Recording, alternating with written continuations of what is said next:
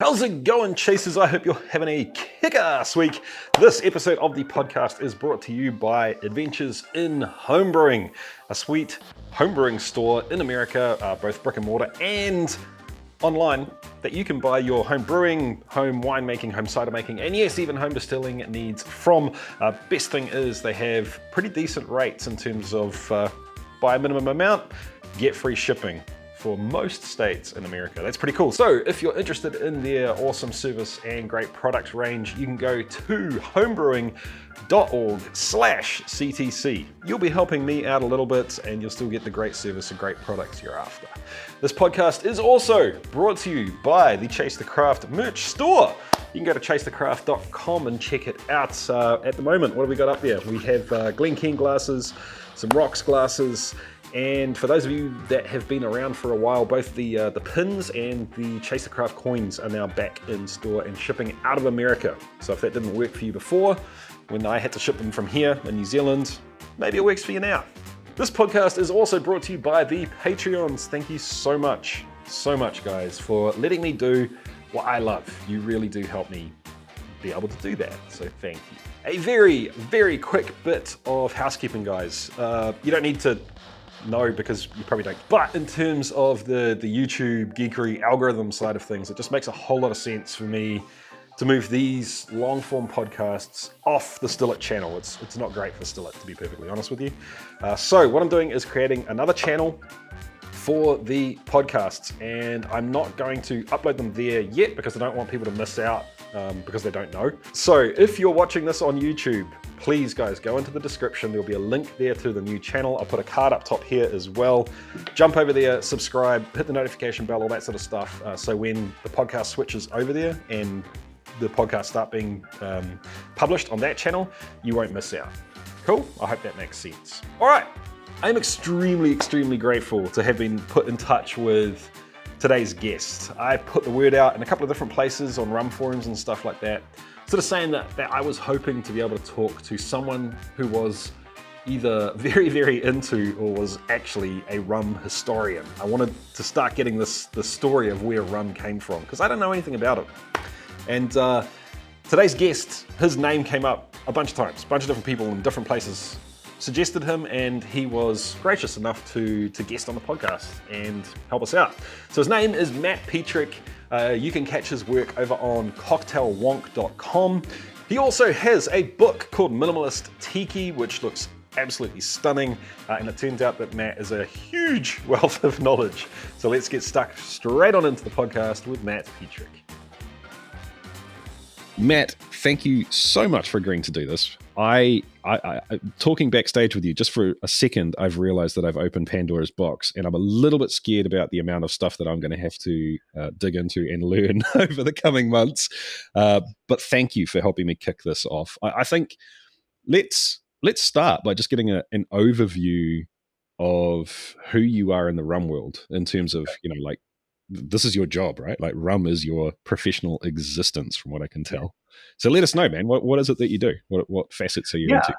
So hey, thank you for having me on here. It's a pleasure to do this, and any opportunity to babble about rum, I love to do. So So for 30 years I was a software developer, and the last 5 years or so, I was like, I'd rather be at home, writing about rum. I had started my blog 8-9 years ago, and built up a collection. I was making tiki cocktails, and as I sort of got towards the end of this 30 years, I was like, I really don't want to be doing this anymore. I want to, like, someday, and I just like do rum full time, and like do spirits and cocktails, and goes towards distilleries, and and 5 years ago it still seemed like a pipe dream, and now here it is. I'm doing it.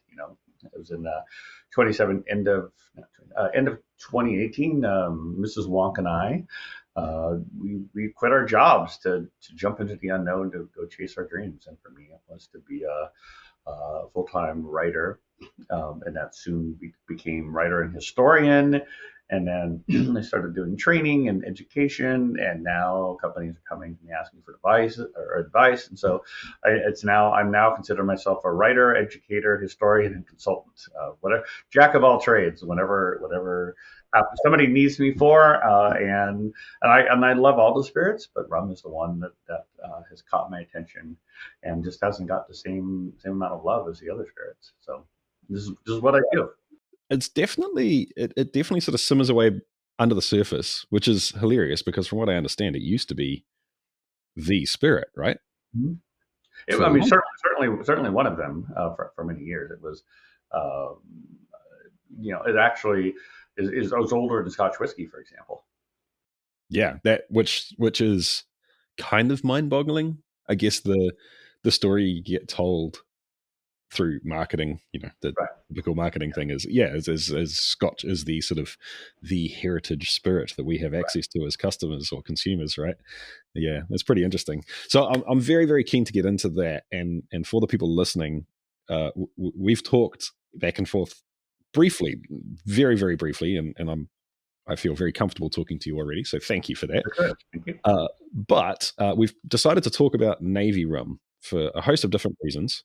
But before we get into that, there was one other sort of part of your professional job, I guess, or actually a totally different job that you mentioned, which I found really interesting. So before we get fixated on Navy rum, let's talk about that. And essentially, you act as a intermediary or almost like an ambassador between producers and consumers. Have I got that Yeah. right? Yeah. So essentially, there's an organization that's been around for 50 years this year. It's called the West Indies Rum and Spirits Producers Association, known as WIRSPA, WIRSPA. And they are essentially, you can think of them, and they don't like it when I say this, but you can think of them as sort of like the OPEC of rum, but without the oil budget.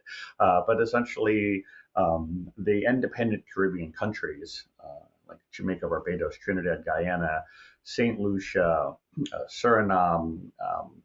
There's like 14 or 15 in total. Basically, those countries or those islands or territories in the Caribbean, which are not, part of, say, the United States, like Puerto Rico is, or not part of France, like Martinique is. Those countries are, as lovely as they are tiny minnows in the world of international trade relations and things like that. Mm. So in order, so if it's sort of like Jamaica negotiating with the European Union over something, they're tiny. They have very little leverage.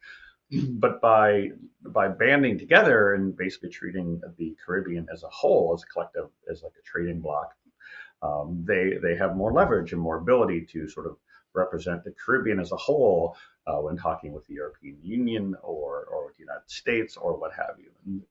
And so it's probably I think it's around 30 different rum producers belonging to these different countries, but they've been around for 50 years, sort of behind the scenes for the most part. The most visible project they'd ever done on a consumer side was the Authentic Caribbean Rum Mark. If you've ever seen an ACR logo on your I have. bottle, I'm sure I can find one behind me. But they were basically doing training about authentic Caribbean rum, things like that. They were basically behind the scenes, basically advocating for Caribbean rum and trying to drag it from the bulk rum space into the premium rum space, which has only really happened in the last 20 years or so. But long story short, they came to me and said, we kind of would want to know what the consumers are thinking or doing, and we need to know more about what's going on out there. Like our traditional business has been bulk rum, but now it's branded rum, and we see, attention, and we need somebody who can help us sort of navigate that world. And they came to me, and based upon my writing and all the many trips to the Caribbean, they brought me down to St. Lucia. It's very very intimidating to walk into a room and basically see the CEO of Appleton Estate, the CEO of Demerara Distillers, the CEO of St. Lucia Distillers, like all these like heads of the rum industry, all waiting to talk with me and ask me questions to see if I was worthy of this role. And in the end, I guess they decided. And so for the past 2 years, I've been sort of an ombudsman, if you will, between the enthusiast community and the the rum producers. The technical role, technical title is community envoy.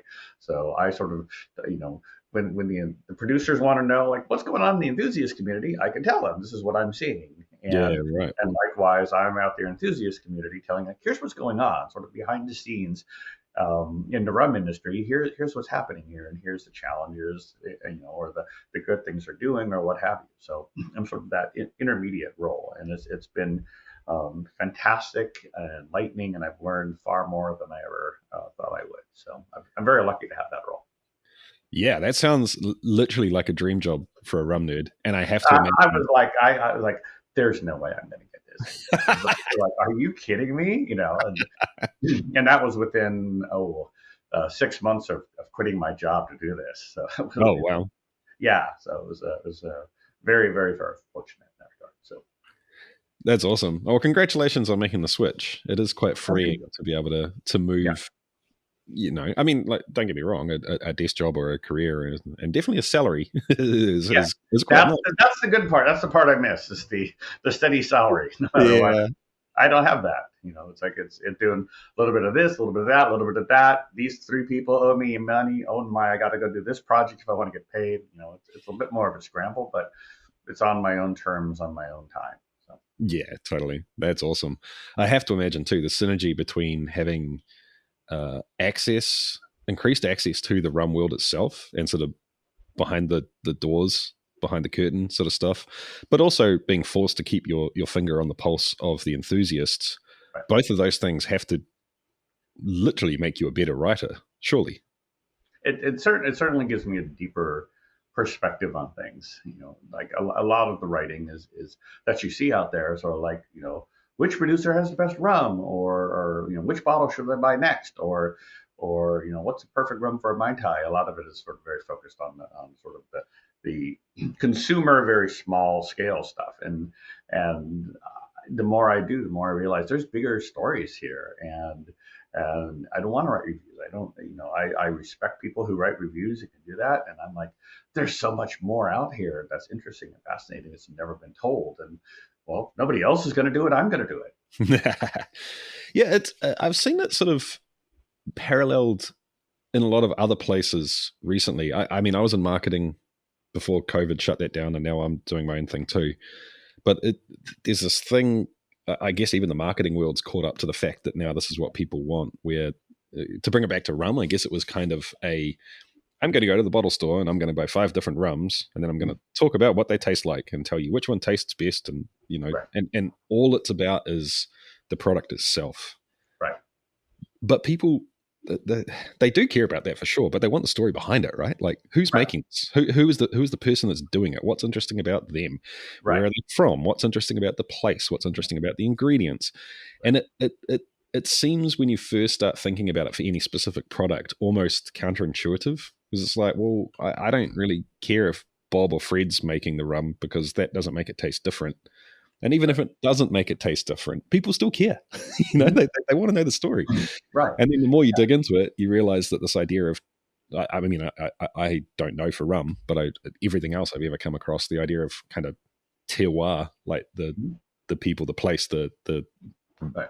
just the spirit of it actually does end up influencing the product, right? Right, exactly. Not just the terroir, but even in the history research I've done, just sort of how rum evolved in which not just people in the local, wherever in the Caribbean changing things up. It's actually like geopolitics. You can draw a direct line from basically the British and the French fighting in the Napoleonic Wars to why we have rum agriculture today. Like those are wow. Yeah, I mean, great stories there. So, oh damn it, we're going to have to do this again, I think. All right, so let's get stuck into Navy rum. Royal Navy Rum. Royal Navy Rum. Okay, and I almost think that maybe before we do that, especially for the non-initiated, perhaps we should draw a bit of a boundary in terms of what is the least reducible definition of rum. Like how can you reduce the definition of rum down to one the minimum thing? Super. It's a distilled spirit made from the byproduct of sugarcane. Okay, so and byproduct is important, as in As it can be basically if you take sugarcane, the plant, and you like that it comes from something that originally was a sugarcane plant. okay, right. So as long as you're getting your fermentables from something Yes, that traces back literally, to sugar. you can take sugar. You can take a sugarcane plant and you can press the juice out of it, and you can ferment that juice. No And different than if it was brandy. Same idea. Like yep. it's got fermentable sugar in it. Make sure that enough yeast cells get into it. It will ferment, and you distill it. Now, sugarcane juice is actually the simplest way to do it conceptually. The majority of rum is actually made from molasses, but molasses is in fact from, if you take sugarcane juice, if you boil it enough to where sugar crystals form, and then pull out those sugar crystals, what's left is molasses. So the whole reason the Caribbean got big with sugarcane and rum and everything was because there was a high demand for sugar. This was, in the 1500s, 1600s, a high demand for sugar, and the Caribbean was a good place to had the right environment to grow sugarcane. But they weren't going to like ship the sugarcane stalks back home; they would have rotted. And so Yeah, right. what they were really interested in was the sugar. And so the way you make sugar, at least cane sugar, is you take this juice and you eliminate enough water from it to where sugar crystals form. The same way, like if you made rock candy, which is basically sugar and water dissolved together, and then you boil it to the point where the crystals start precipitating out. That's basically how sugar was originally made. You take the cane Mm, juice, you boil it, the sugar crystals start precipitating, and pull out those crystals, and there's your sugar. And like, but what's left behind? Well, it's a sort of brownish, sort of thick liquid. Well, throw it away. At least that's what some are doing. Throw it away. But that's actually molasses. Turns out that there's enough fermentable sugar in molasses to where you can make rum from it. so this is the repeated story over and over again for any spirit worldwide, as far as I can tell. The absolute root of it is either we find something that we're throwing away, or we find something that we care so little about that we're feeding to the animals. That is certainly part of some aspect of it. Uh, I think the way I think about it is all distilled spirits are from an organic source that is either natively sugar or can be turned into sugar. Yeah. So if you think about like in my mind there are four categories. There's the whiskeys, which are the grains. You take that grain that doesn't have sugar naturally, but through the beer making process, you basically turn that into sugar. um, uh, Agave spirits, where again the agave plant itself doesn't have natural sugar in it, but again by roasting it, you basically create a sugar from it that you ferment. Brandy, squeeze a peach, squeeze a grape, you got a sugary liquid. Ferment it, distill it. Then there's rum, literally sugar juice. Yeah. It's literally so it's sort of like a toss up, which is simpler, brandy or rum. The same, those from my perspective, those are the two most basic, simple spirits. Is like you squeeze up, you take the juice, you ferment it, you distill it. Yeah. So let's go as far back as we can in the Wayback Machine. What is the first sort of solid evidence we have for rum? Like, Mm. where does rum first pop up? Mm.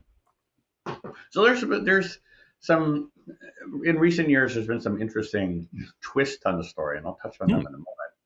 But in generally, if you think about the topic of cane spirits, we sort of first see them in what is now Brazil in the early to mid 1500s. Oh, wow. Okay. That the sugar was brought over from Europe. Places like Madeira, for example, had sugarcane growing there. And we could go back to pre BC times where sugar started from, but we won't do that here. Uh, Basically, sugar made its way to what today we think of as the New World around 1500. Columbus's second voyage is said to have been at least part of the way sugar came over. But sugar entered basically the Caribbean basin around 1500. There's some debate about when it was first uh, fermented and distilled, and it's that key difference. It's like sugarcane juice by itself, you just leave it out, it's gonna ferment. Right. You're gonna get like basically a cane wine, if you will. And there's debate about when did somebody come along and actually like run it through a still. But I think generally nobody who studied the space would agree or would contest that it was happening by say 1550 or so. That's about where there was basically some sort of a cane juice spirit being made in Brazil. And it's funny. It actually took about 100 years. It wasn't until maybe late 1630s, 1640s when that cane, sugar cane was certainly in the Caribbean before that, but that cane and the distilling know-how basically came over to Martinique and Barbados. And there's some debate as to where it popped up first. But around the same time, we believe it appeared on Martinique and Barbados as cane spirit being made. Okay, and so that we're following the lineage of what's going to get the story to Royal Navy Rum then? Yep. That's okay. So I mean, you certainly can. If you think about, we certainly know that by 1640 Barbados was making rum, and we know that according to the Royal Navy itself, that the first issuing of a rum to a Navy sailor was 1655 in Jamaica, which is goes pretty far back. Now, I have questions about whether that rum they gave was actually distilled on Jamaica or not.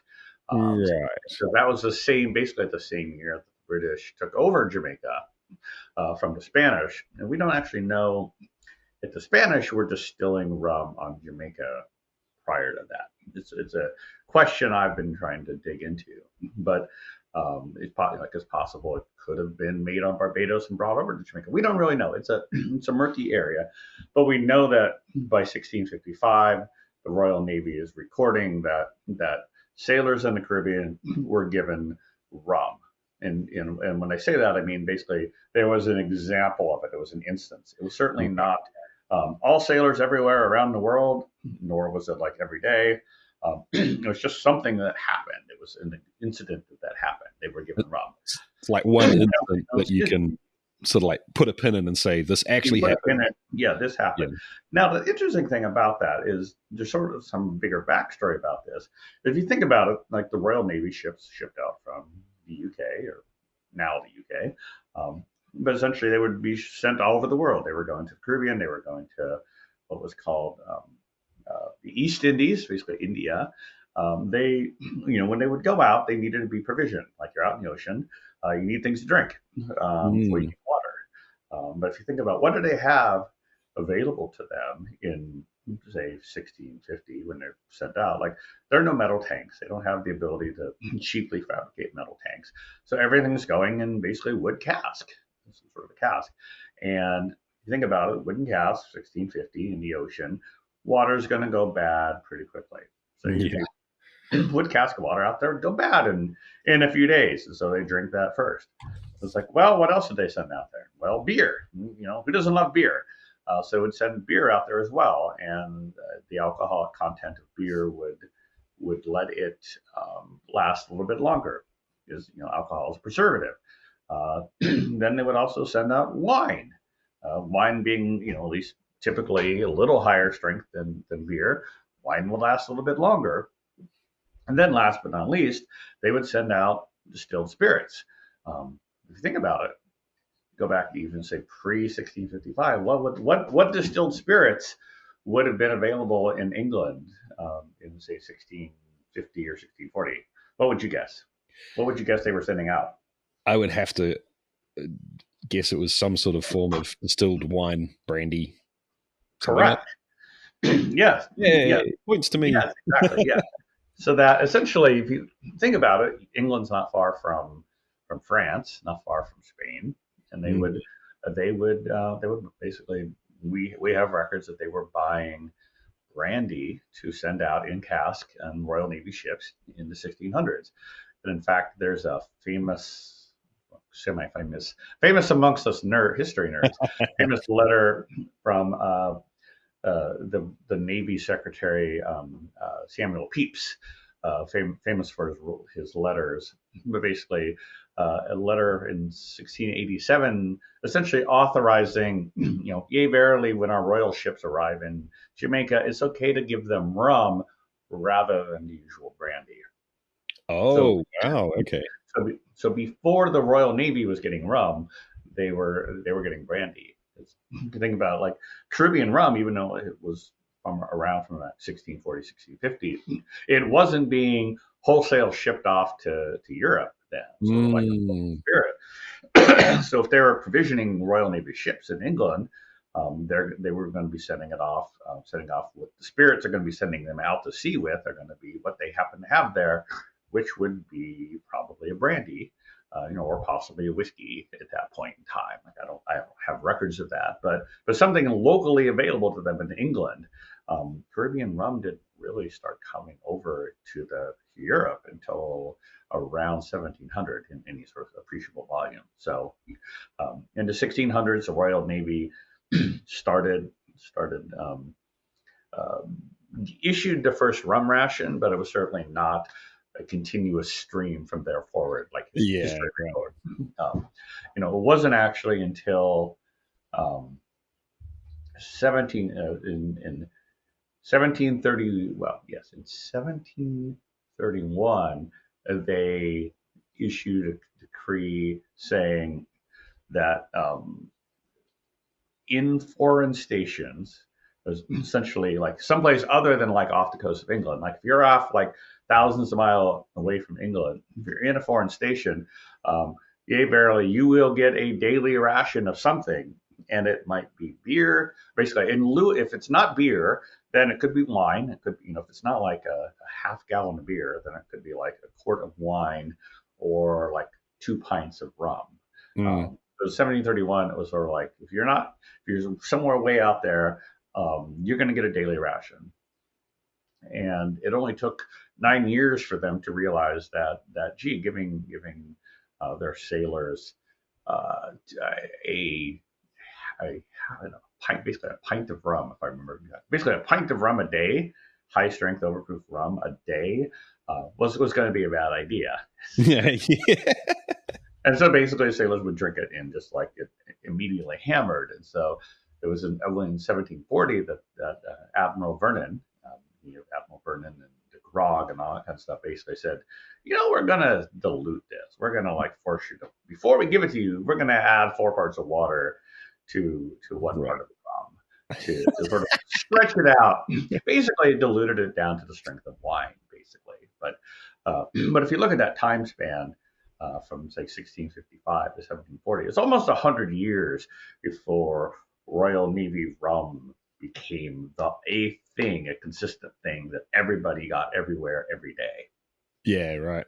So I have to imagine that in the process of going from what is essentially sounding like a crime of opportunity, this is what we generally provision ships with, but you know what? You're a long way from home and you've got something else over there. So just when you run out, go buy some what you need. Yeah. So going from that through to this is a big business basically of provisioning. Right. I have to imagine that things changed a lot in that time in terms of how it was made. So before we get into that, I'm really interested from a technical point of view to go back to, I think you said it was sort of 1640 to sort of, I guess, 1660. Yeah, it's when Caribbean rum as we know it sort of started. Cold, yeah. Right. So what do we know about how it was produced then? And then, like, do we know everything about how it was produced in that time period? No, or do we have to guess? We have a fairly good idea. and it's interesting is that in the study of rum, you learn a lot from the study of whiskey or the study of other spirits. Interesting. Think about it. 16, I won't get ahead of myself here, but essentially, if you think about it, what distillation technology was available in the 1650s. Pot stills. Yeah. Basically a pot still, just like a single malt Scotch whiskey is made today. Like you got a still, it's got a neck on it. You still it, you get low wines, you put it back in, you distill it again, you get a spirit. So that was the only technology available. Was a simple regular pot still from about 1650 into the 1800s, and I'll come back to that in a moment. Then on top of that, it was what were they fermenting? What were they actually distilling from? Well, it would have been, it was typically probably some combination of molasses, cane juice, and basically whatever had some fermentable sugar in it that they couldn't turn into real sugar. It was primarily cane juice or molasses. But interestingly, at some point they noticed that they could use the basically what was left in the still after distillation rum. They could put it into the mash of the next rum of the next batch. And so basically, and if you think about it, water was hard to come by. It's like unless you were sitting by a stream or something like that, water was hard to come by. I never thought of it from that point of view. I thought it would have been purely a stylistic or yeah, that makes so much sense. It was entirely, if you think about it, it was hard to do this. And so they'd be like, okay, we have all this molasses or cane juice or spoiled cane juice or whatever left behind. So we're going to try to ferment it and make some rum out of it. And again, water was not necessarily readily available. There's no public water supply in 1600. Right. So after your first distillation run, what have you got left in the still? You got a whole lot of water left. After your stripping run, you've got a whole lot of water left in the still. It's going to be more acidic, but that's okay. It actually turns out that's a benefit. Turns out in rum making, they basically sort of like reusing the water from your vinasse in French. Basically, put that becomes part of your mash recipe. It would basically be like some parts cane juice, some parts molasses, some part the vinasse, also skimmings, which would be the when you boil the cane juice to create the sugar crystals from it, you sort of get this little head on it, sort of little crusty head, and those have fermentable sugars as well. And so it was literally what was left after they had made sugar. After taking the sugar and boiling it in pans, and I could nerd out about the original sugar production for hours, but after taking cane juice, boiling it, extracting sugar, anything left behind that had sugar remaining in it, got to go into a cistern, and they're gonna somehow get yeast in there, and they're gonna ferment it as best as possible and make rum. So it was not this sort of highly specific thing of recipes like we have today of 100 gallons of water and 23 gallons of molasses and 14 gallons of yeast. It was literally like, what's the trash we have around? Throw that in, and we'll see how much we can get out of it. So the variance would be huge, I would have to imagine, and without going to the extreme of, oh man, we've got a whole lot of pineapples over there that are about to go off because whatever. Let's throw that in there too. Yeah, it was. I mean, it was crazy. There was actually a horrifying story, but it's a Jamaican book I have, and basically they would put human excrement into the leftover molasses to basically prevent this enslaved people from basically consuming it as it started to ferment. So that literally you would get just the most awful, vile stuff would end up in the ferment, and so it doesn't matter because at the end it's like, hey, it's like you're distilling it, you're taking out the alcohol, you're basically distilling purifies everything. but yeah, there was no highly set recipe. It was like some distillers might have used mostly skimming. Some may have used some wasted or some not so great cane juice. It was like if it's got fermentable sugar, they figured it out and they throw it in and make the best of it. It varied wildly throughout the season. Yeah, As things change, it would vary widely from distillery to distillery. It was sort of basically the Wild West. I love it. Yeah. And so, so that's still a long, long way away from these formation of styles. But what we do know is that for the first from 1640 onward, for many many years, it was simple pot distillation. That's all anybody had. Yeah, right.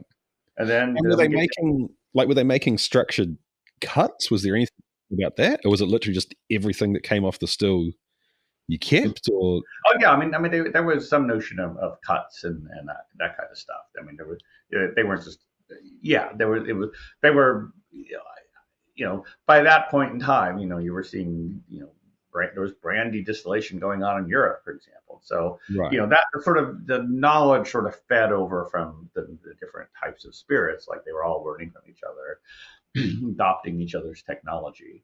So um, so yeah, it wasn't bad. Certainly not bad. I mean, I've had rum distilled in 1780, which is a lovely rum. wow, But but the sort of the where things really started to take off uh, is around the 1800s, early 1800s, basically the start of the Industrial Revolution. One of the most important things that came out of that was the invention of the continuous distillation. mm-hmm, mm-hmm. That was the first time, like, oh, instead of doing a batch and then cleaning the still and then distilling it again, that there was like a continuous distillation. And it wasn't just coffee; it was a bunch of different inventors from UK, from France, primarily. But there was sort of an explosion of different sort of continuous distillation technologies that occurred at the beginning of the 1800s. Equally important for Caribbean rum, maybe less so elsewhere, as that was also, as far as I know, it was the early 1800s was also the first introduction of what we call retorts, or like in whiskey, a thumper. Essentially, instead of doing what we would call single malt Scotch whiskey distilling two times through a still, they would basically put a retort on it, or maybe even a second retort on it. And so in one pass, they could end up with say in a 75 or 80% alcohol spirit instead of having to distill it twice. So, whereas whiskey sort of like ran quickly towards the continuous thing, it wasn't until the mid 1850s or later that sort of continuous distillation really took off in the Caribbean. But we did see a little earlier in the 1800s, we saw like the retort, like the double retort, come to the Caribbean, Right. and that's a style. Classic. Yeah, That's the classic double like, retort, yeah, Hampton Estate or whatever. Though, and my understanding is it was actually developed in the UK, but migrated to the Caribbean, and the Caribbeans loved it, and other spirits never really adopted the double retort, but the yeah, Caribbean rum did. And so that's a sort of emblematic, Caribbean distillation technique is this double retort. When we think about like classic Jamaican rum, for example, it's this double retort rum, and it's still that way to this day. Like if you look at most pot distilled Caribbean rum today, it's done in a double retort. It's not done in a single retort like Scotch whiskey, or not done in a. It's not twice distilled the way Scotch whiskey yeah. I'm is. with you. Yeah. Yeah, So that's still just today. There's a few simple pots in the Caribbean, but for the most part, and St. Lucia distillers, all the Jamaican distilleries, Demerara Distillers has one. The majority of the pot stills in the Caribbean are double retorts. let's get a little off topic here and just Yeah. jump into that for a second. So, is there a distinct change in the characteristic of a rum that is produced from double distillation, like double pot distillation, versus a double retort? That's a great question. I don't really know the answer to that. I've never seen a distillery do it both ways. Right, but like the same wash done. Yeah, exactly. You would want the Product, same yeah. wash. Like, yeah, you'd want the same wash. I'm trying to think. like I know it's funny. Like I know, for example, Pierre Ferrand Plantation Rum. They have taken some of their molasses. I think they've made taken Caribbean molasses and like the yeast they use in the Caribbean and done a fermentation in cognac and then distilled it on a cognac still, which was Oh, okay, right. so they have done that. I have tasted that, and to be honest, I can't remember uh, how it tasted, but yeah, we don't see we don't there's not a whole lot of side by not no, no not a whole lot of ability to do side by side on this. It's a Yeah. good question. Is there even a, just stepping back from that to a completely anecdotal, if you rounded up the distilleries that do double pot still and then put them next to the distilleries that do double retort, can you start to make a comparison that way? I said there's really I'm just trying to think off the top of my head of anybody who does in the in the I'm drawing, somebody will correct me, I'm sure, but I can't think of any major Caribbean distillery that has just the standalone single. Well, it's not true. That's just not true. Um, I, I'm really splitting some heads here, but I've put you on the spot. but Sorry. essentially, for example, you'd say like in St. Lucia Distillers, they have their Vendome still, which is not a double retort, but it does have a rectifier column on top of it. Right. So Okay. you see a single pot still out there. There's typically some rectifier on it as well, such that they are not necessarily running it through twice. So Okay. Yeah. Because let's face it, the amount of extra work, both in terms of man hours and also in terms of like physics work, just the amount of energy that goes into it is just ridiculous. Take yeah, like double distilling out of a pot still. right. And that's why they loved a retort. Is that was one of the key things. Like it was an energy savings that.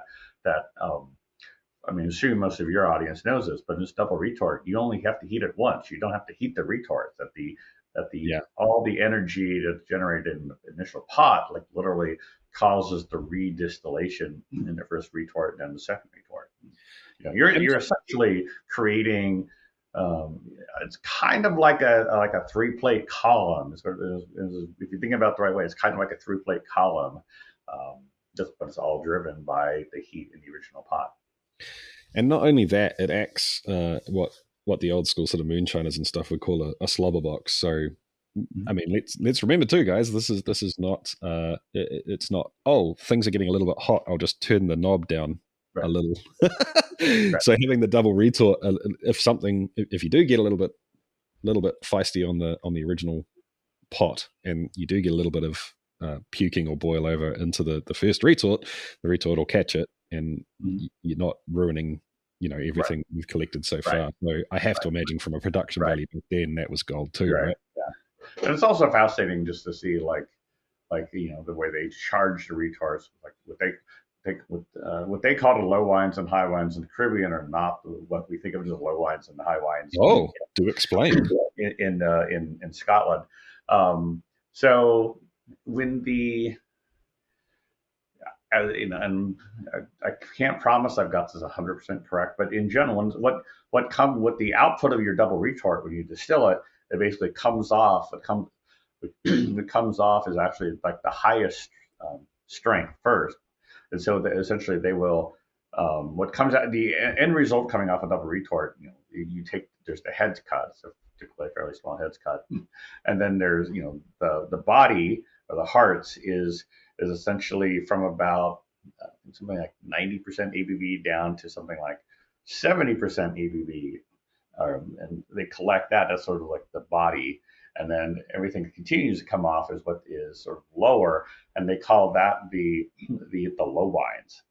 So interesting. Okay, so that's the the first, tails for yeah, others. so the heads are, so and again, I'm speaking off the top of my head, but we'd call the heads are what they call the high wines and the tails are the low wines, but they're really just separated in time Right. and what's coming out of the retort. But then those then go back and get recharge the retorts the next time around. So Yeah. I think it's the I think it's the low wines go in the first retort and the high wines go in the second retort. Like I said, I haven't had wrapped my head around this for several weeks now. But Okay. yeah, literally, when they do the next distillation run, the retort is pre-charged with basically the non-hearts from the prior run. Yeah. Yeah. Yeah. Yeah. Yeah, Yeah. As opposed and I'm to, not a distiller, so yeah. I've never distilled anything. So Yeah. As this is opposed just to Scotland, where yeah, the low wines is the results of everything that comes off the stripping run right, or the first distillation. Yeah. Right. Okay. That's really interesting. yeah, And then the different specific, terminology, which yeah. confuses the hell out of Scotch whiskey people. You try to explain this to, and they're like, "What?" Oh, yeah. And it's a constant source of arguments in distilling forums and stuff too, because different people from different areas will use the same, like the same English word, Right, different and concepts. Yeah, completely different things. right, Right. So I have to imagine that this this new technology, the double retort, right. is one of the big things that then allows the British Navy to be able to produce enough rum to really make Royal Navy rum. Is that correct? So, yes and no. I'd say Oh, interesting. Okay. The Royal Navy never made it. They never made rum. They never Right. made it. That they were essentially the Royal Navy from about 1800 on, when they basically started blending their own rum. Prior to that, they were basically having um, basically dialing up the equivalent of Amazon and saying, please deliver like 100 casks to this ship off in say Grenada. About in 1800, they started blending it themselves, and they basically were ordering from the British merchants, the ones who were in London or Liverpool, near their supply yards. They're basically it's like, hey, we need some rum. Everybody submit bids, and basically give us samples of the rum you have for sale, and we want to buy 50,000 gallons this time. But the rums available to them, easily available to them, were from the British Caribbean. If you think about it, in 1800, the Spanish Caribbean distillation hadn't really taken off. They were basically prohibited from distilling up until around 1796. Same with the French. Like the French were not really just going gangbusters with distilling in the Caribbean, because they were protecting, back in France, they were protecting their brandy market. So the Mm, British, in this by the 1700, 1800, British, at least beginning of the 1800s, the British dominated Caribbean rum. So that's what was available, and that's also what the rum merchants in London, elsewhere in England, that's what they had available to them. So they were basically buying uh, rums primarily from Jamaica, Barbados, a little bit later, British Guyana. Actually, Demerara came online. Um, but basically, like it changed, it changed over time. What they were buying changed over time. But in 1800, we can safely say everything was pot distilled. And then by the time double retorts came along, were hitting the Caribbean in say the 1830s and 1840s. oh, it was that late, was it? Sorry, I Yeah, misunderstood. I thought it yeah. was I more. don't know exactly when the double retort first made it there, but I think the earliest reference I've seen to one is around 1840 or so. Ah, okay, right. Yeah, but also as well, hold on. As well, we started also seeing around the same time. We started seeing column distillation infiltrate the Caribbean. Right. It didn't actually go to Jamaica. Like Jamaica didn't get a column still until 1960. But places like British Guyana, which were rapidly coming up to speed and making more and more rum, they adopted the column pretty early. In fact, I just the other day came across, discovered an 1862 patent for the wooden coffee still from British Guyana. Yeah, there basically it was the idea of like it was basically the idea of a coffee column still, but made in a square out of wood, out of British Guyana, what they call greenheart wood. And you may or may not notice there is still one of these operating today in Guyana. What? There is Really? the one distillery in Guyana, Demerara Distillers, has 3 wooden stills right now. Wow. So I've Yeah, seen and heard people talk about, and in the home distilling circles, actually seen a couple of people make. Oh man, I'm so bad. I can't remember the actual name of it, but it was essentially a flat sheet of copper rolled this way with 2 wooden boards on either side, and that was okay, the pot of the still. okay, Does that, and it was definitely related to rum. right, okay. I, So what they had and what they were so what basically what these wooden coffee stills, which are quite a few of them, are essentially this green hard wood is incredibly heavy, very dense. You can basically like they would build like piers out of it because it wasn't going to decompose in right. water, and so they basically build a wooden frame and then have like a rectangular copper plate, sort of like set inside of the frame. And then another one. They literally stacking up these frames with these Yeah, plates. right. So, but it was a full. It's still there in Demerara Distillers today. I've seen it in person. I've written about it on my website. They basically there was this what they called it's called the Enmore still after the plantation is from. That one was built in 1880, but there were many more around there. So they have that, but on top of that, they actually have 2 what they call Demerara vat stills, and that's where your kettle is basically a wooden vat. So Mm. giant like staves, a line in the shape of a vat. I think they're, I think the simplest one, what they call the Versailles still, one wooden vat. I think the capacity is something like 2,500 gallons in the vat. Hmm. Um, the other one, the most famous one, and I'm going to tie this back to Royal Navy Rum.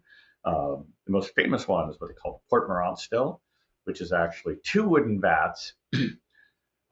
They sort of look like a Scotch whiskey still, but it's 2 wooden vats with the gooseneck coming out of it.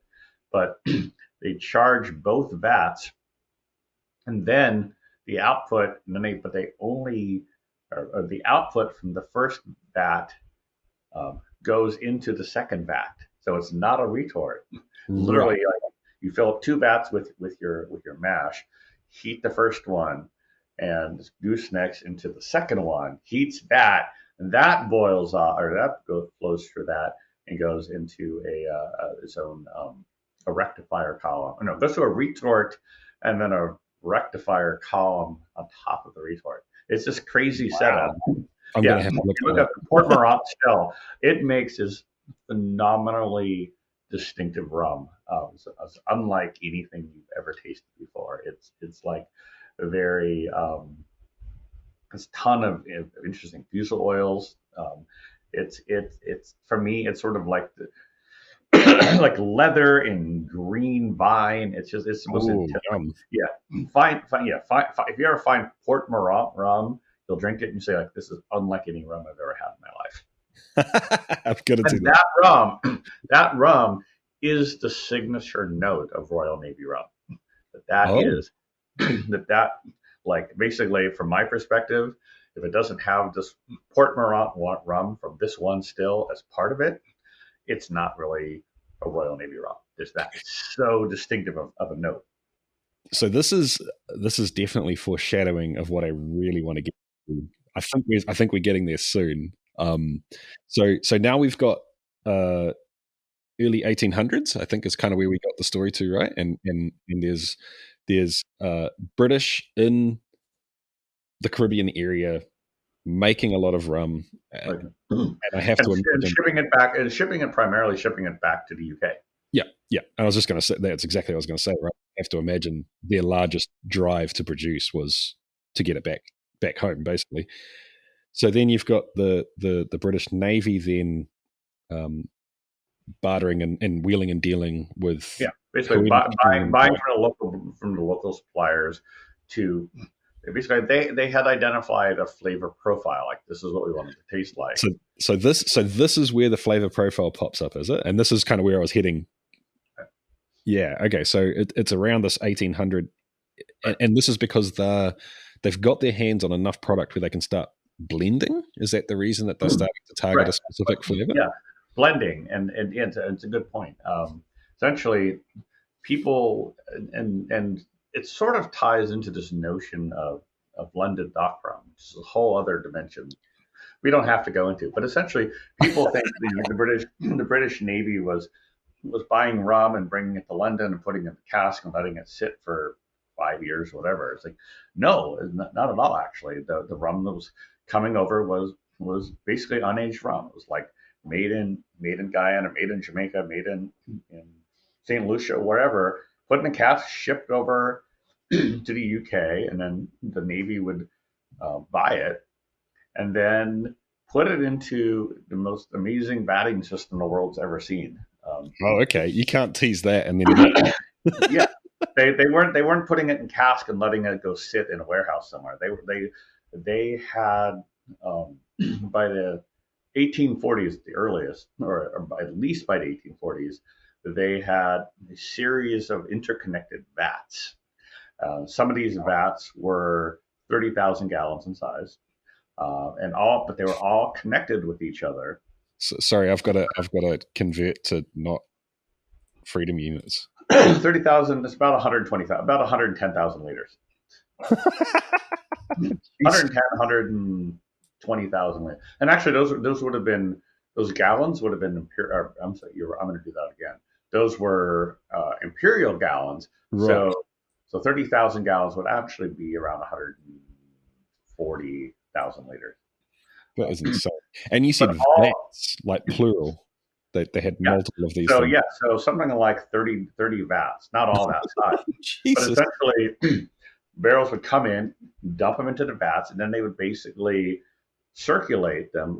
This is the big mystery I can't solve is were they kind of keeping them separate to the end? Were they just throwing them all into vats and literally just all circulating amongst them? We don't know exactly how they were controlling the circulation, but it was essentially, if you think about it, it was kind of like a Solera in this. Yeah. Like, there was always new rum going in, goes through some series of vats, and then comes out the end. When it's done at the end, they wanted it to be at issuing strength, what they call Navy strength, which is all sorts of confusion about that. But would come in as basically, if the terminology of the day would have been 40 overproof, so about 160 US proof, or about 80% ABV, go into the vats, circulate amongst them, and different reports, some say 6 months, some say 2 years, but at some point emerge from the issuing vats at around proof, or around 57% ABV. So later that changed, but essentially flowing between the vats and basically aging and evaporating and basically smoothing within the vats for a short period of time. And were they circulating it just to keep everything homogeneous, so they didn't have vat A tasted different to vat Z? That's what we don't know. That's my holy grail, is to find any sort of written records as to what they were doing there. We know from the descriptions that there were lots of vats, that they were all connected, that they had the ability to circulate between each other. But no, I dearly believe that in some Navy museum archive lost somewhere is some blender's notes on what they're doing. That's my Ark of the Covenant, if you will, is to find that. So you've got this description of what they could physically do, but you don't know what their goal, what exactly. the thought behind. We know what they were putting them in, and we know what the casks going in, and we know what they were coming out, but we don't know, like, were they trying to, like, again, keep the sort of the Barbados rum separate from the Trinidad rums. We don't know. It's like we don't know exactly, but how they were managing it with their pipelines. Was it all just one big stew, like we don't know. Oh, that's so. I can see why that's so tantalizingly, because my brain automatically starts thinking of, okay, you've got the scaffolding in terms of what's physically possible. Right. What, like, how could What so? would you do? Yeah. Yeah, so you could have, like you say, you could be putting all the similar style or the similar tasting rums Mhm. into each different vat, and then Right. you can almost blend out of those, right? Like, so you can pull Exactly. 20% from this and 10% from that, Exactly. and And he's like, okay, these 5 vats are for this flavor profile, and these 10 vats are for this. yes, These 3 vats are for this, and then blend it at the end, or are they all circulate? We don't know. And I've had I had a good spirited conversation with David Wondrich about this. Like we've been going back and forth on what that went. And I've also spoken with Dave Broom about this because like he's done a lot of research in as well, and none of us really know what was going on. So oh man, I really hope you get to that tantalizing. one day. Yeah. Well, it's kind of one of those things, isn't it? It's almost sometimes just not knowing Mhm. and having those conversations. It's that old, that horrible adage of the journey's better than the destination sometimes. Yeah. Right. I don't know. So Yeah. I wish you much joy eventually finding out what the real Yeah. answer was. Yeah, I mean, no, like I found the more history I do, the more like I have these like little white whales of like I just want to Yes. know that like when did the first column still come to the Caribbean? When when did Navy strength change? Like when was the first hydrometer officially used? Like all these little Right, questions, right, right, right. and you're trying to and you're trying to infer a truth from little scraps of incidental information. It's like, well, if this is true, and this is true, then this must be true. Yes, yeah. It's like putting together a puzzle where you don't actually see what the pieces contain. Yeah, yeah, yeah. So Yeah, you you just don't said know what it's supposed to look like. you, you just said hydrometer, and this is interesting for me, sort of starting to think about this world, because a lot of what I've done is focused on what happens now and Mhm. products and going after certain styles now, but not really thinking about where they came from and just kind of the stories behind it. Right. So this is fascinating for you, but I, I, I'm imagining you're in a world where you're trading and you're selling, and there's no internet. You can't just look up, oh, I'm about to buy from Joe Blogs. Turns out Joe Blogs is a shark. Nope, I'll pass on that because whatever, I've seen his review. You can't Right. do that, right? So it's all word of mouth, and it's all literally the old school art of buying and selling and trying to Mhm. figure out if this guy's full of shit or not. A hydrometer has to be a game changer in that world, surely, in terms of Yeah. people like fake products or watering products down, or like was that a thing?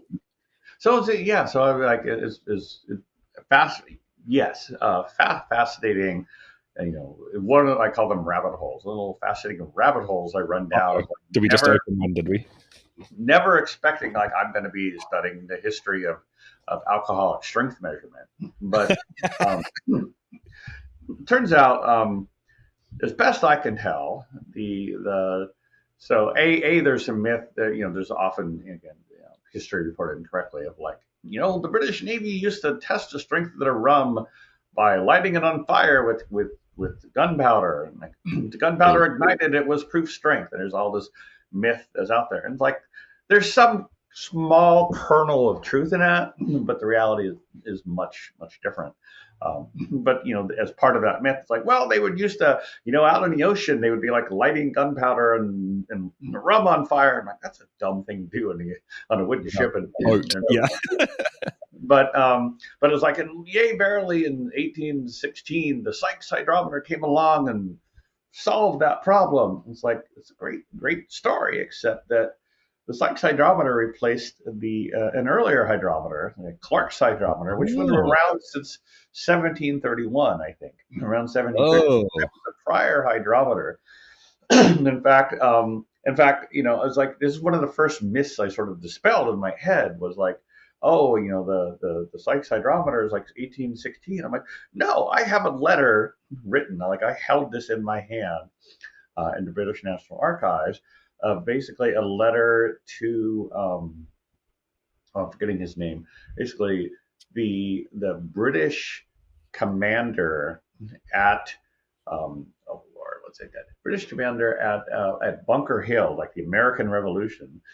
The British commander in North America, he was the commander at Bunker Hill, one of the seminal battles of American history, and basically a letter to this guy saying like, you know, yea verily, like we've sent you some rum here, we're sending you some cask of rum, and by the way, we're sending you a hydrometer for you to guarantee that it's the strength it's supposed to be. So like here we have in 1777, we have a letter referencing a hydrometer predating Sykes by almost 50 years. So I started digging back and more and more and more, like, oh, Clark's hydrometer, 1730. Like, well, okay, so why did they invent this? And as best I know, like many things, taxes that the Brits, you know, the Brits like to fight wars. They like to go out and plunder and conquer, and it costs money to do that. It's like, well, where do you get money? Well, one way is you're taxing spirits, and so, but you can't really have your excise man going out there and going like, I think you owe this much. You need some objective measure of how much to tax, not just the quantity, but the strength of the spirit.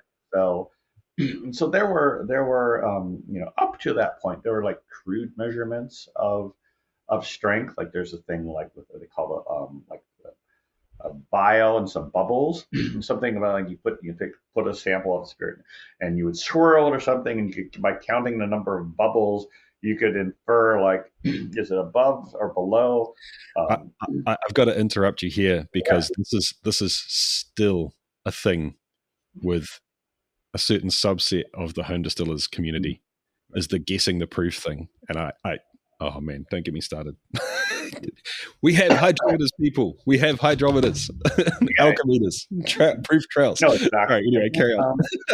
But yeah, they had these various crude tests, and there was actually I think there was a test involving like oil, like there's a particular type of oil, and there's actually like advertisements of like rum of sufficient strength that oil will float.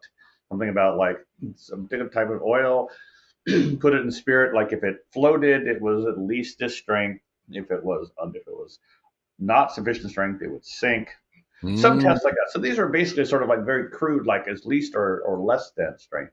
But Clark's hydrometer, which looks kind of like the Sykes hydrometer, but basically like a series of weights that were trying to compensate for like temperature and all sorts of stuff.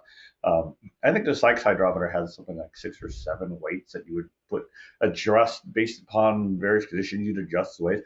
The Clark's hydrometer, at one point, there was like some version of it that was like over 200 different weights, and basically like a little manual of here's the weights you need to apply in which order based upon these conditions to try to accurately gauge the strength of the spirit. But we do know that there was a hydrometer, at least from around 1730 or 1740 onwards. The measurements were crude, not necessarily always accurate. They could be fudged. Sykes came along, and basically Sykes won a competition to design a replacement for the Clark's hydrometer. Oh, okay. Basically, won the British government's contract to make these hydrometers. Promptly died. Oh no! So basically, his family, his wife and his son, basically had to like take over and basically keep the contract and make it going forward or whatever. So they said that the study of measuring alcoholic strength is an enormous rabbit hole to go down. That's fascinating. All right, sorry. Yes, I have derailed us significantly. I warned you. We can go off. Yeah. All right. So now we've got these dirty grape, like basically, from what I can tell, the biggest Solera system I've ever heard of. I mean, not technically a Spanish style Solera, but kind of the idea. Always stuff going in and always stuff going out. Yeah. I use the term very lightly. And I do. Yeah. The rum world is rife with people going like, that's not really a Solera, and Solera is bullshit. And like, you've got to define what you mean by Solera. Yeah. And I guess especially when you start mixing passionate people about a certain category of alcohol with people with history as well. That makes it even worse. So I apologize, but yes, No, I, no, that's all I good. use the term loosely. So I do. now you've got this huge operation, and this is kind of birthed. Uh, is this the birth of a category, like as what we Um, think of a category now? I mean, now we think of Navy rum as a category. It's kind of an oddball category. It's not a category the way we think of, say, rum agricole or Spanish heritage rum. It was a Mm, much more limited. It's much more sort of like tightly defined and sort of in one general dimension. But it's interesting is that the um, by the late 1800s, we start seeing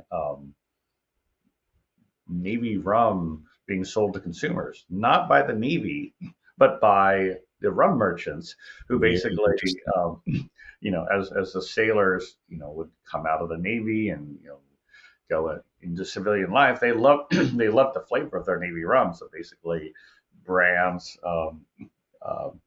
basically started like, hey, we're going to make something that tastes kind of like the Navy rum with the Yeah. same component rums.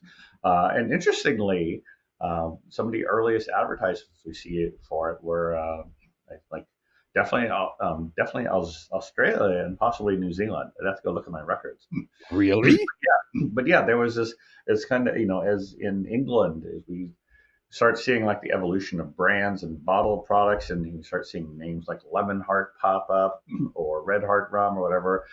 It's almost simultaneously available in your part of the world as it is Wow. in England. Yeah, there's some, like I said, I think the earliest reference to Navy rum being sold to consumers by a rum brand, not actual Navy rum, is from your neck of the woods.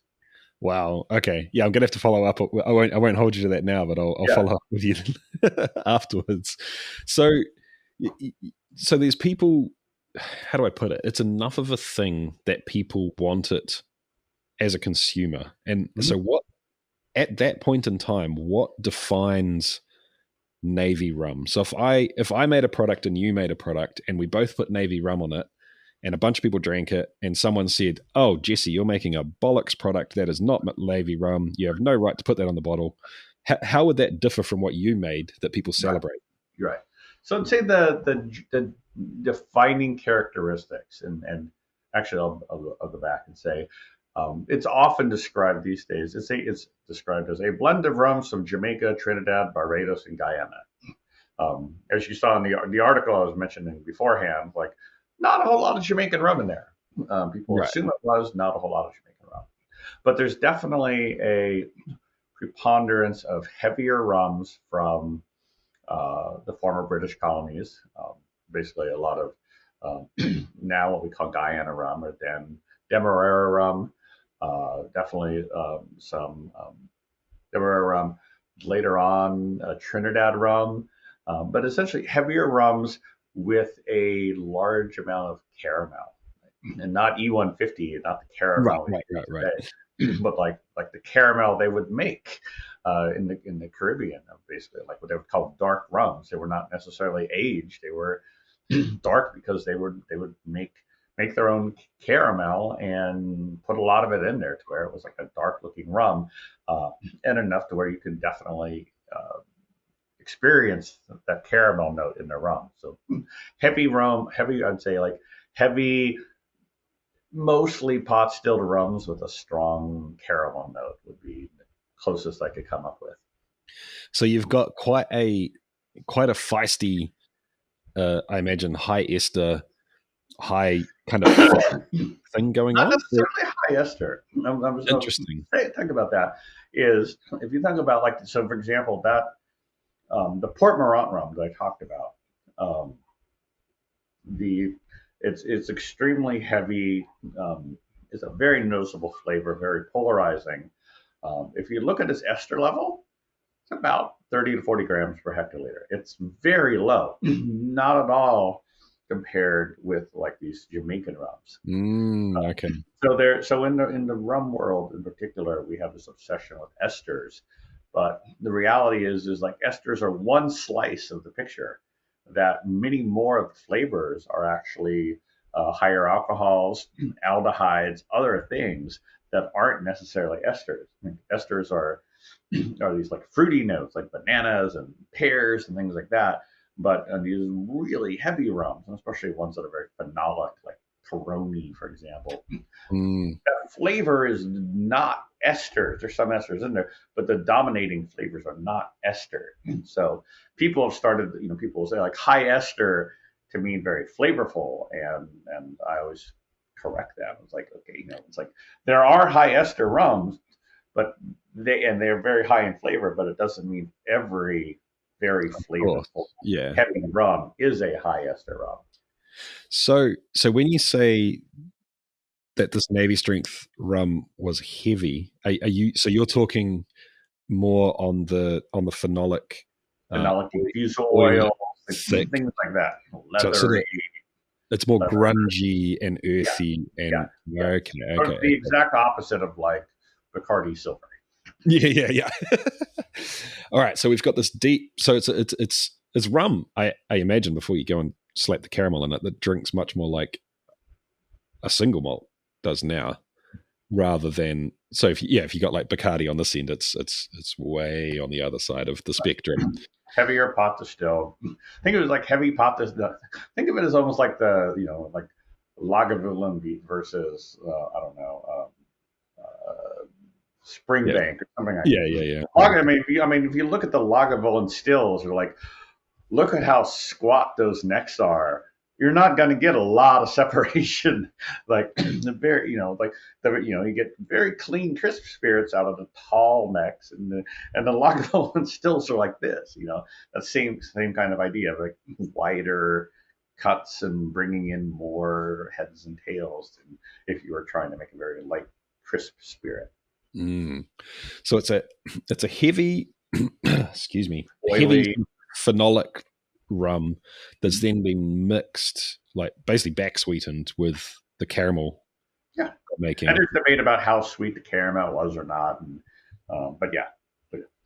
Okay, and was that how do I put it? Was that a like a cosmetic choice, or was it this rum is so like heavy and serious that we have to basically make it more appealing, or was it? I don't know. That's a good question. We don't.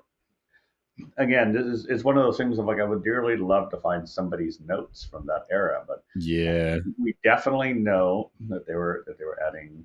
It was dark rums and dark in the sense of heavily covered with or heavily flavored with caramel in spirit or the spirit caramel at the time. But it's one of those unfortunate things of like the questions we have now as spirits enthusiasts were not necessarily like what the British excise manuals were bothered to write about in right. them. So we look for clues elsewhere, and I don't really know. Yeah, interesting. And so was the idea of adding caramel or any other sort of sweetener, is that something that came from further back in history too, or is that a thing that um, popped up here? it definitely predated, the 1800s. That again, they would, if you look in advertisements for rum, it would basically be like, say, it would be like such and such estate dark rum or light rum, and they were essentially the same rum. It was just, do you want us to put a lot of caramel in it for you? Right. It was not at all about the aging, but yeah, dark and light rum, which is a scourge today. Like I hate seeing Yeah. rum described as light rum and dark rum because it's so misleading and so many problems with it. But back in the day, it's like legitimately like rum wasn't aged really. I mean, they weren't like it wasn't like Hampton Estate in 1749 was distilling the rum and putting it in a warehouse for 8 years to sell to you. It was like you made rum, you shipped it off. It was a Yeah. commodity. Yeah. And It the was aging was how long it sat in the barrel to get to where it needed to go. exactly. Yeah, you weren't aging it on site. You wasn't going in a branded bottle. It was a commodity, Yeah. but you could get it light or you could get it dark, and those were your two choices really. So, but you don't think the idea of adding caramel went way back to where our stories started in Yeah, I the mean, 16th yeah, I don't, century? yeah, I'd have to go research that. Now I'm curious. I have a little archive where I can quickly find information like that, but I don't know off the top of my head. Yeah, no problem. All right, so we're up to sort of the late 1800s now, and has there been any distinct change from then through to now? Like, what's because I'm guessing that the British Navy no longer get doled out rum on a daily basis in 2021. What happened there? Not anymore. Yeah, so essentially, over the years, they basically changed the amount of rum issued. They would change not only the amount of rum, but also sometimes the dilution ratio. Interestingly, it was in 1866 that they quantified that Royal Navy rum would be issued at 4.5 degrees under proof. So basically, 4.5% less than proof, which is 57% ABV. So Oh, basically, Jesus. 54.5%. So for all, so for all the people, who are going like Royal Navy rum overproof, like no, actually it was underproof. It was actually less.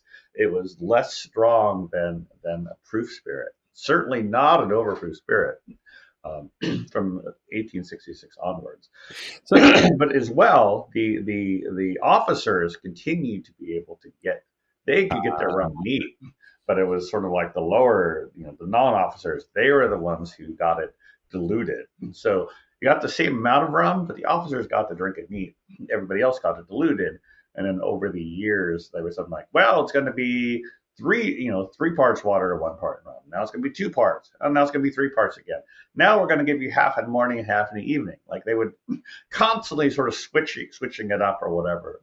But by but in basically 1969, they said, basically like I think they used the words like we are a modern navy and we have nuclear weapons now and missiles and we can't have half-plowed people making these decisions. So they basically said, yea, verily, on July 31st, 1970, Black Dot Day, no more daily issue. so back up. There was a point in time where there was a navy that had nuclear weapons Yeah, and sailors getting a daily dose of rum. correct. And actually, well, I would say not a navy, probably several. No, there's the Royal Navy had the ration until 1970. I think, if I remember correctly, was it New Zealand had it until 1991, or maybe it was Canada. One of the other British sort of former British colonies had it until like 1991. I forget, like Australia had it for some point. I'm drawing a blank on all the other ones. Hell, even America had a spirit ration until 1862 when Lincoln killed it. It is just bizarre to me. So it's interesting too because so now I see overproofed in terms of rum thrown around almost People to people have no idea what it means. yeah, like almost to mean just it's more than 40%. Do you know what I mean? Like, oh, it's 45%, it's overproof rum. Like, does it even have a meaning anymore? It does, and this is what I sort of rant and rave about. A proof spirit is defined by the British government. I have the 1816 decree with the Sykes hydrometer, and basically a proof spirit is the exact term. Basically, what happens is what you get when you combine 13 parts of pure spirit and 12 parts water at this temperature. Not terribly useful to most people, but if you do that, if you actually create that spirit, it turns out to be 57% ABV, 57.15 or 14% ABV. That was the official British definition of proof, completely independent of what the Americans did, 2 times ABV. The British definition of proof was this sort of weird thing, which it basically was 57.15% ABV. And in fact, um, when they would put on a label a bottle of like how strong it is, they would put it in units of how much above, like what percentage above proof. Like proof is a Mm, reference point, and they would say, for example, this bottle's 10 degrees over proof. That would be 10% more than 57% ABV. So 10% of 57% is 5.7%. So 57% plus 5.7%, 10 degrees over proof. Or 30 degrees under proof would be 30% less than 57. So around 80, or I'm sorry, around 40% ABV. So the proof was the reference point. 57% ABV was stronger. It was overproof. It was less strong, underproof. That was the way they did it up until 1980. That was the official.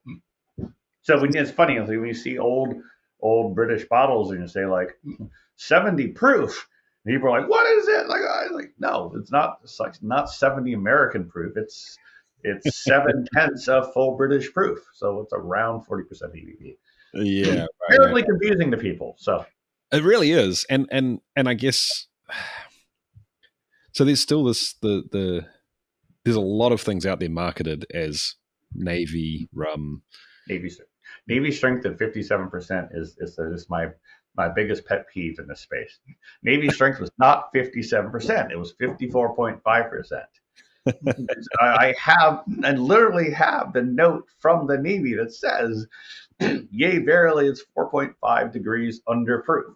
That is 54.5% ABV.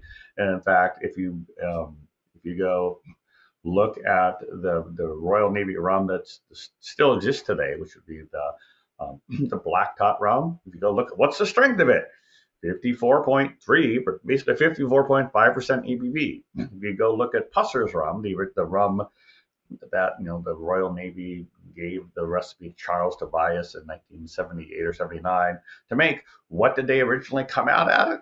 54.5% ABV. There's all these rums and gins as well. Navy strength 57%, and they're wrong. They're historically wrong. Oh, that's hilarious. So this leads on to, I guess, the culmination of all of this for me is if I was going to go out and buy an a Royal Navy rum that I can find on the shelf that's relatively widespread, what would you say is the classic example of the style? And is there a difference between, like, can you say this is the bottle that I would say you should go and get to be more historically correct versus what defines the quote unquote category Mm-hmm. now? Is there a Right. difference? Yeah. Yeah. Good question. I would say I have to answer carefully, but like Yeah, I'm sure you I do. know people doing this stuff. They're friends of mine, but I would say the black tot last consignment, which is specifically that name is marketed by the Whiskey Exchange. Um, they're good friends of mine, but that is actual Royal Navy rum. Like that's basically rum that was in flagons. They bought the flagons. They opened the flagons, checked it out, mixed them together at some point, and that's what they put out is Black Dot Last Consignment. In U.S. dollars, it'll run you 800 to 1,000 U.S. dollars for a 750. But that is royal. That is official Royal Navy rum. I happen to have some of it sitting around here. Um, um, in terms of matching the flavor profile, the closest thing I would say might be um, Pusser's gunpowder proof. So Pusser's was the story as the story goes. They got the recipe from the Royal Navy. I actually interviewed Charles Tobias about this last year. They got the recipe from the Royal Navy, um, and making it with the same ingredients, et cetera, et cetera. Obviously, not the same batting system, Yeah. but from what the sailors, former Royal Navy sailors who are still around say, is like, yeah, the Pusser's gunpowder proof is a fairly close taste representation of what it was like. And that will run you around $40 US, so Yeah, much, right. much cheaper than 1,000.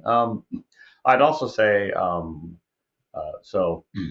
the Whiskey Exchange, they have the last consignment, but they also came out with a slightly lower strength, like their Black Tot Finest Caribbean, which has a little Jamaican in it, which not really used, but it's a lovely rum, and certainly in that style, it's very drinkable.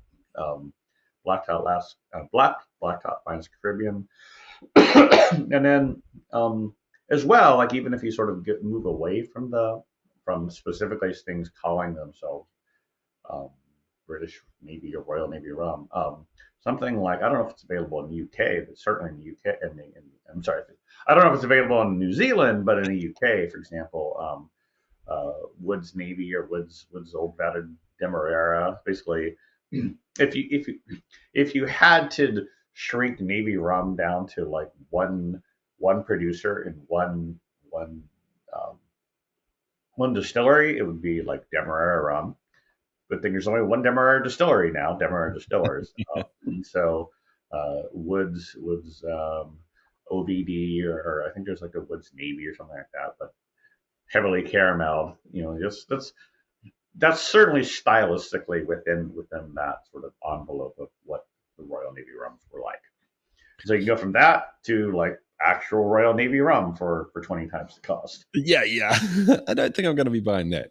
So as a commercial style, do you see it continuing to evolve at all? And if that does happen, how do you feel about that? Like, That's a good question. I don't know. I've never thought about that specific question. It's certainly a style that's marketed based on its history, and I think a lot of rum geeks get it are interested in it. I don't necessarily know that it's going to become like the must-have style for your cocktails. yeah, right. That like I make a lot of tiki cocktails, a lot of tropical libations, and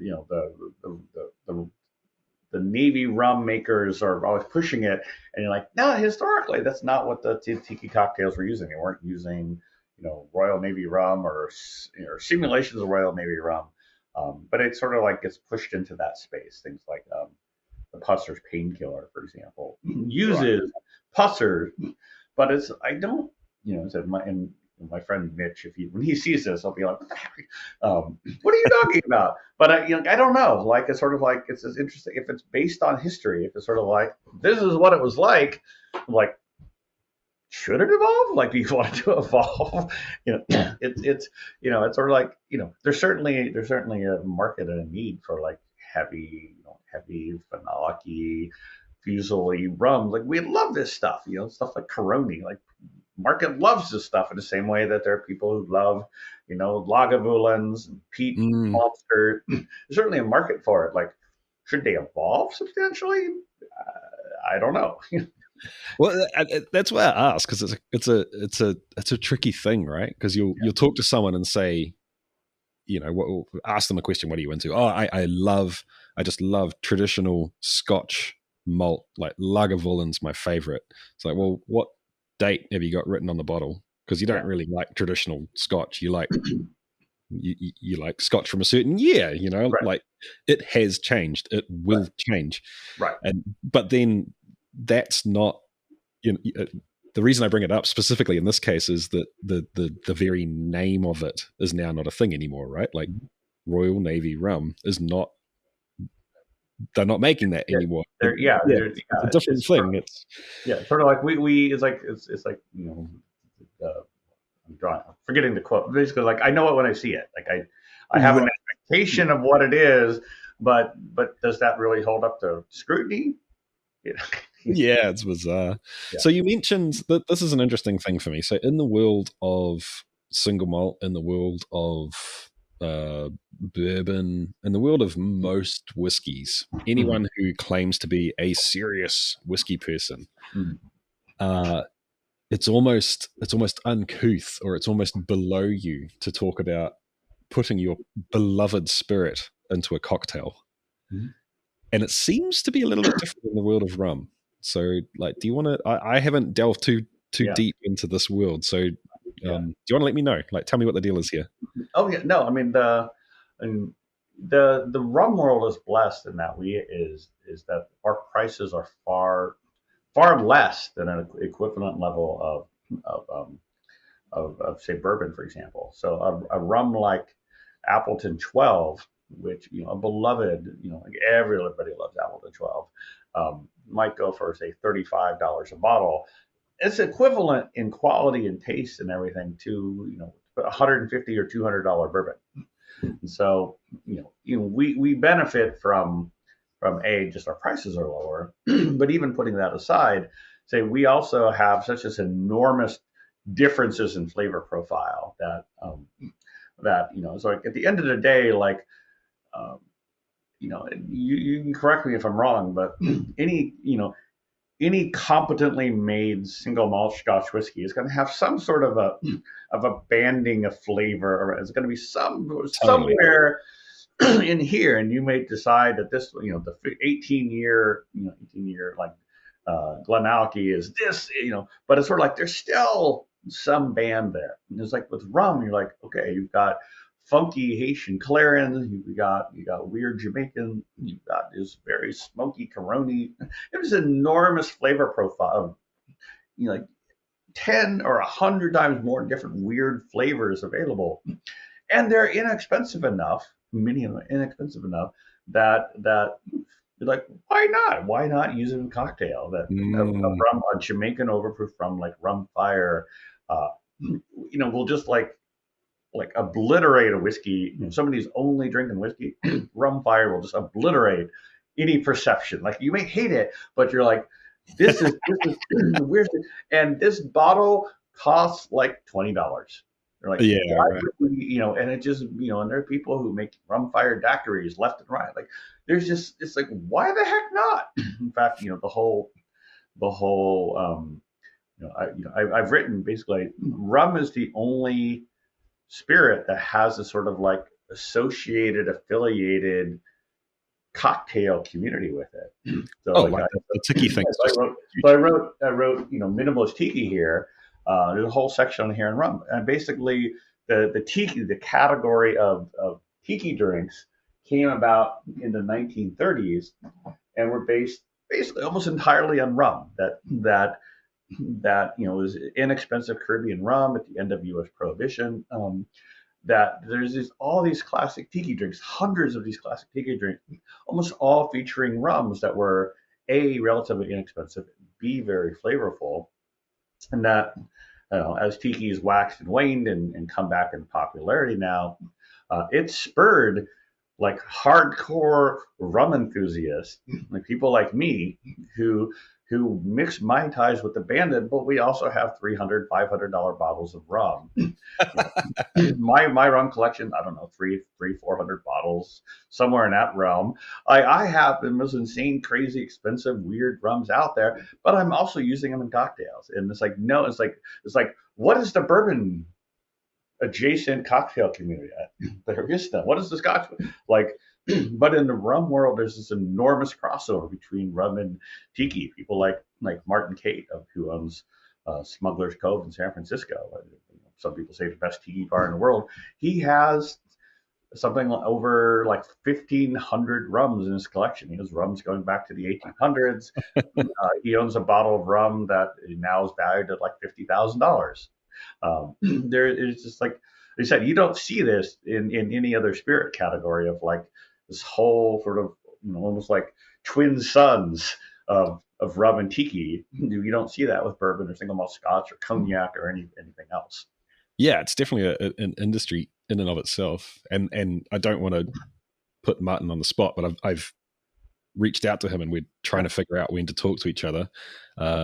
What is the one thing that I have to ask him? What do you think I need to talk to him about?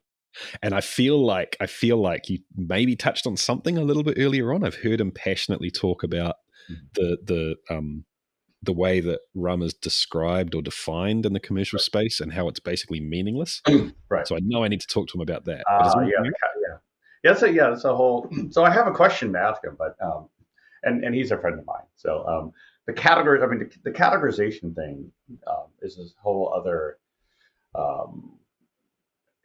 thing that I've railed against the way consumers and stores categorize rum does it no good in the sense of like imagine if imagine if you went into your liquor store and you saw like and basically here's your Scotch whiskeys we have brown and clear.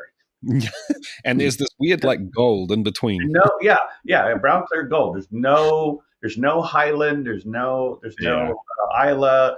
There's no single malt Scotch versus single versus blended Scotch. It's just like by color, or like overproof Scotch and not overproof Scotch. It's like that would never fly in Yeah. Scotch or bourbon, cognac, but in rum, it's okay. That we like it's a white rum or it's an overproof rum. Like this would never fly in any other spirit category.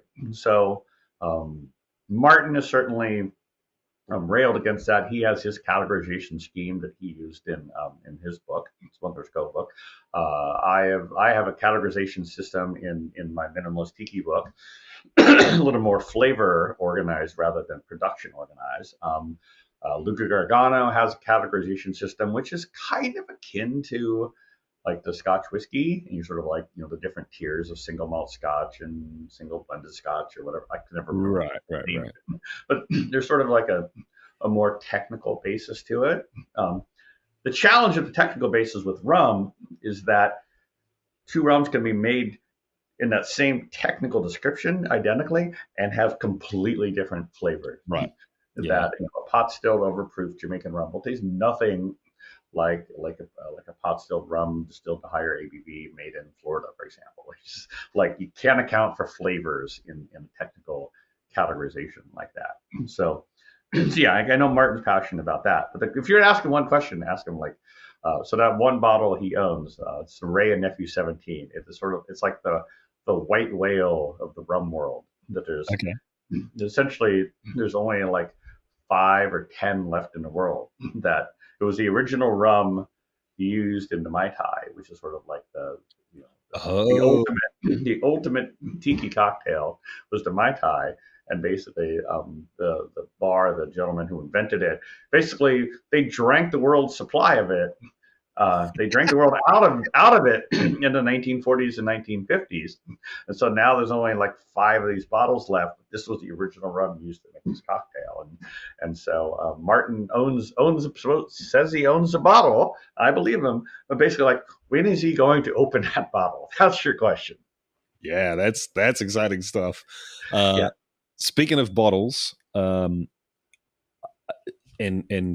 paint this in the light of both being able to sort of explore the expanse of the rum world drinking neat, but also being able to just like you say be flippant enough with something that's maybe, I don't know, like sort of $85 or less per bottle for cocktails and that sort of thing. That's funny. Like I would give you that, like say, like a rum $40 or less, and still give you fantastic selections. Yeah, but go on.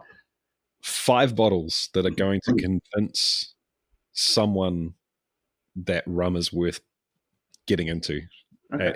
And so for me, I haven't had a lot of rum, and I growing up for a long time, I had rum pegged as Bacardi. Okay, whatever, I'll throw it in Coke if I have to, but that's about it. And then I can't remember why or how, but someone convinced me to buy Smith and Cross, and that's a good one. That blew my mind in terms of okay, that's not what I thought at all. So that's got higher ester. That's an example of a higher ester rum, not the highest, but an example of that. So, yeah. So and that Smith and Cross bottle is maybe like here, maybe $30. Yeah, it's kind of stuff down here is kind of expensive. I think it was. That I know. Well, I mean, there's a conversion. I think it was like $95 or something for me. So 5 bottles. I would, if I was trying to give you a survey of like what's out there. Exactly. Yeah. Hell, I could do it for like $50 or less. But, 50, like yeah, even better. Let's go to 50. Make it easy for people. Yeah. So I would say for somebody who's like love bourbon, like the bourbon people who come to rum, they love the Barbadian rums, which are basically a blend of pot and column rum, but they use ex-bourbon cask. They sort of the bourbon people come to rum and they go like this. I recognize this. Like this is sort of close enough for my comfort zone. So the big ones from Barbados that people gravitate towards are, for example, Mount Gay. It's like Mount Gay XO, and then also the Foursquare Rum Distillery. So something like Dorley's 12, um, or the Foursquare has their exceptional cask series, which those could be 100, 150 sometimes. Those are the ones that are like consistently winning like best rum in the world Right. every year. So basically, a Mount Gay or a Foursquare are a good 10 to 12 year Mount Gay or Foursquare rum is like smack straight down the middle for uh, the bourbon drinker. I'd say another important style would be the cane juice style. I would say the French rums from Martinique or Guadeloupe, but basically anything you buy from Martinique is going to be fantastic. Like Okay. they're such, the way their regulations are, like they all make really fantastic rum. Like any Martinique rum agricole, and I would say you should try it. Both is the unaged version, what they call an agricole blanc. Basically, it's like cane juice rum, and um, it's sort of like it's equivalent of like a white tequila. Like Right. it's flavorful. It's unlike anything you've ever tasted. It's not you're not tasting oak from the cask. You're tasting like the cane itself in there. So like I would say both an unaged rum agricole. Again, this could be $40 a bottle, and then like something like a nice like a 5 or 6 year aged agricole, rum Clement, rum JM, St. James, Lamoni. Um, any of them are really fantastic. And again, for people who don't know this, like 6 years in the Caribbean is closer to like 20 years in the Scotch. Yeah. So Yep. don't look at it and go, this is only 6 years. It's like, no, this is 20 years equivalent aging and angel share and everything um, from a colder climate. Um, Certainly a funky Jamaican. So something like Smith and Cross, or if you want a single distillery like Hampton Estate, like I think the sort of they have like a bunch of little different limited editions, but sort of like the mainstream Hampton Estate. I think I have one. Is it up here? I can't. Oh, it's hiding. But basically, there's like a more readily available Hampton Estate. This I don't know, $50 or $60. Definitely not. Like that's an example of like a higher ester pot still Jamaican rum. It's like very straight down the middle, funky Jamaican. If you want something a little like sort of gives you a more sort of a gentler introduction to Jamaican funk, something like Plantation Zaymaca, which is Xaymaca. Plantation Zaymaca was sort of like it's a gentle introduction to what Jamaican is. Smith Cross is sort of like Zaymaca, sort of turned up, 2 or 3 notches. The Smith and Cross is fine. Both of those are like $30 a bottle. So good. So as we've covered, the mainstream, the Barbados stuff, the rum agricole, Jamaican. One more. So like something, if you want to go something wild, or well, actually, you can go two different directions. So something either wild and crazy, like these Coronis, which are sort of like um, will go head to head with any of your peat bombs. These Coronis are just like insanely heavy and phenolic and smoky and Mm. noisy. So that's one direction. Unfortunately, those are getting spendy. Those are they're starting around $200 a bottle, but that's one direction. Another direction is to go very sort of a classic Spanish heritage style. So this one here, this is Havana Club, which are basically Bacardi Havana Club, or Cana. Basically, the companies who are in these former Spanish territories, Latin America, they tend to make rum in a similar style. But one of my favorite Havana clubs, Selection de Maestros, can't buy this in the U.S., so how I got 4 bottles, I don't know. But in Cuba or in most places, in Cuba, this is like $40 a bottle. In UK, maybe 50 or $55 or so. But this is a beautiful Spanish heritage style that shows that these sort of light Spanish heritage rums do not have to be short of flavor. This is just amazing to sip on. Mm, So yeah, and I could give you 20 different bottles that will give you an even yeah. broader palette. But I think there we've sort of covered mainstream British, funky British, the cane juice French style, and the Spanish style. So Perfect. 5 bottles. Absolutely perfect. And then you get weird stuff like this, which is just like, this is from Grenada. Basically, this distillery could have existed in 1780, and it's just the most wild stuff that no bourbon drinker or Scotch whiskey drinker has ever encountered anything like this. It just will blow your mind when you taste. It's like unlike anything you've ever had. So for people that are listening and can't see, what is that bottle? oh, that is Rivers. So that's Rivers. It's hard to get, a little hard to get. This is Rivers Royal Grenadian Rum. I think in Grenada, I think I paid $8 for it. Oh, wow. You can pay a little more when it gets exported somewhere, but it is as an unaged rum, made in a double retort pot still, fired by a local wood they scavenged. It's just a wild, and like when they talk high ester, that's the kind of stuff we're talking about. So Awesome. I'm gonna have to track some of these down. All right, yeah, thank you. all sorts of that stuff. Thank you so much, Matt. This has opened my eyes, and I don't know, man. We'll see how the listeners feel about this, and we'll see how you feel about it. I'll have a talk to you afterwards, but I'm getting the feeling that there are a whole lot of other topics that we could do this on again. So Absolutely. thank you very much. Yeah. I've just scratched the surface here of my nerdery. So Thank you so much for doing this, Matt. I had a whole lot of fun talking with you, mate, and actually a whole lot of fun editing it as well. There's a lot of little bits of information that I missed the first time around talking to you, but being able to go back and edit it. Thank you also to Adventures in Home Brewing. You can check them out at homebrewing.org/CTC. And thank you to the Patreons. You make this stuff possible. Thanks so much, guys.